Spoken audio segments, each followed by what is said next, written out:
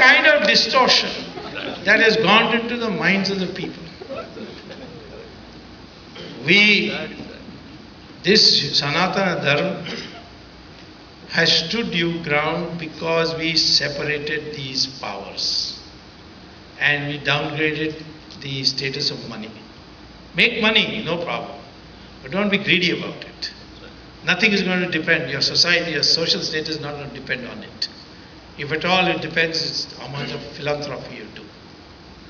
And that's what has kept you stable all this time. You see, we have 800 years of Islamic rule, 200 years of Christian rule through the British. What about other countries which had this kind of conquest? Iran was a Zoroastrian country, what we call as Parsis today in India. The Islam conquered Iran. Within 15 years, they made them 100% Muslim. Muslims conquered Babylon and Mesopotamia, which is now called Iraq. Within 21 years, they made them 100% Muslim. In 17 years, they made Egypt 100% Muslim. Christians made Europe within 50 years 100% Christian. But here 800 years of Muslim rule, 200 years of Christian rule, and you're still 80%. 80% Hindu. That means the Hindu must have fought.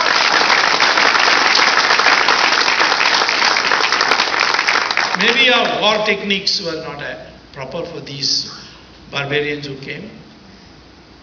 Because we had rule, you cannot fight till the sun rises, and you cannot continue the fighting after the sun sets. You have to go back to your tambu and have a night's sleep.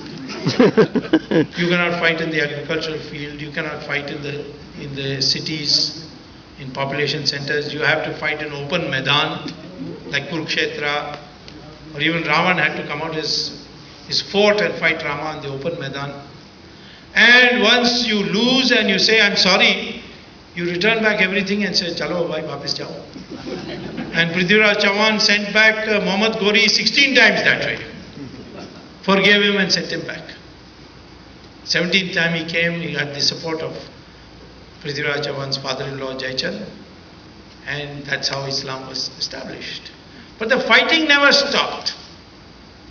Whether it's the Vijayanagara Empire, which was founded in the south to drive out the Islamic invaders. It lasted 300 years, the Vijayanagara Empire, and covered more areas than the Mughal Empire did. Right up to Assam they went. But in the history books, Akbar to Aurangzeb is only 150 years. But one chapter for each Badshah. But Vijayanagara Empire, one paragraph. There was in South India, there was an empire called Vijayanagara Empire. There was Rani Chennamma in Karnataka who valiantly fought against the Islamic rule. Kattabomman in Tamil Nadu fought against the British and was hanged. What about Rana Pratap? He ate ghas ki roti, but he said, I will not submit. Rani Jhansi. Fighting continued throughout. Shivaji, of course, I cannot forget. So India has this tradition of having fought. But our history books and our young people are all taught to say, no, we've beaten. And the English said, we are also one more invasion. You have had so many invasions, we are also one more invasion. This is the mind that is being controlled. And today, in the name of globalization, we are becoming materialistic and materialistic. We are forgetting Sanatana Dharma. Those who have achieved prosperity, they are thinking about us, our Sanatana Dharma. There is this very famous rich Hollywood actress called Julia Roberts. She went to Haryana to do a shooting, and then she asked her crew people, what is this? All people seem to be, there's so much calmness in their face despite all the poverty. What's the reason? So they took her to some Swamiji, and he explained to them about Gita and how people accept what they have freedom to do and what is inevitable, what's not in their hands, etc. She was so impressed that she came back, she became a Hindu and made her whole family Hindu. I'm sure you would have seen in the papers that this Hollywood actress has become a Hindu with her entire family. You go to any of these ashrams of Sri Sri Ravi Shankar, Swami Dayanand Saraswati, Swami Ramdev, they are full of foreigners, rich foreigners from foreign countries, or Sai Baba when he was on this earth. Why is it that after achieving so much prosperity they are not happy? Because happiness, how to achieve that happiness is there in Sanatana Dharma, that if you pursue material goals in harmony with your spiritual values, you shall be happy, otherwise you shall not be happy. This is what Sanatana Dharma teaches.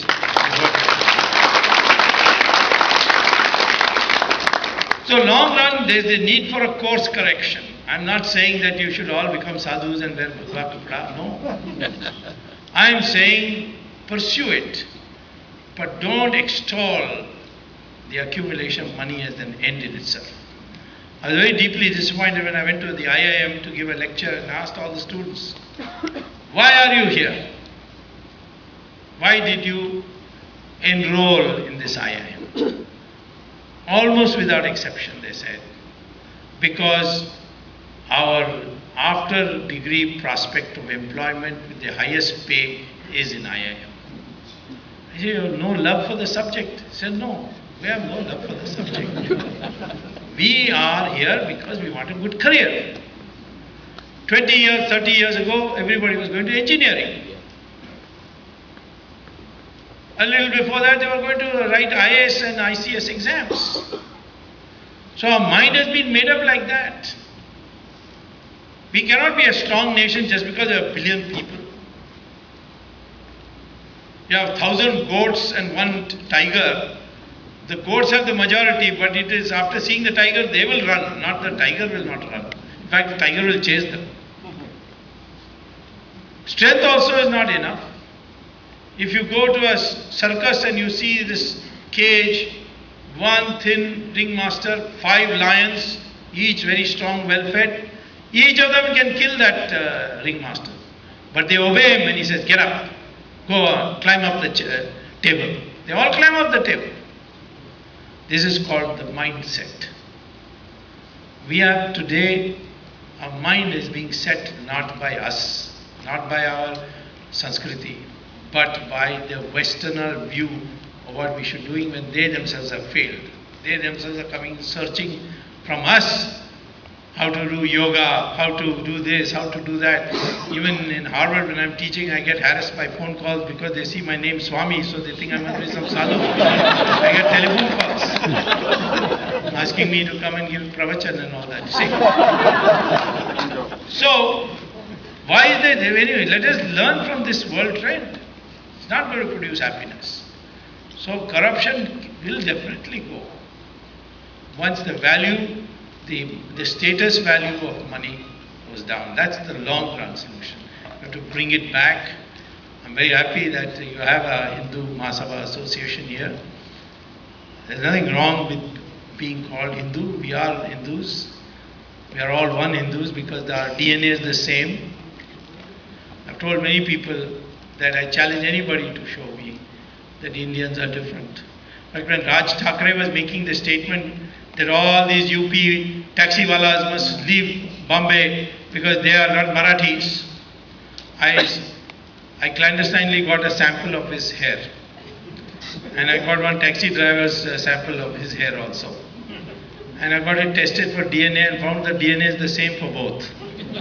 So I announced that Thackeray has also come from UP. Who is he to talk about UP taxiwala?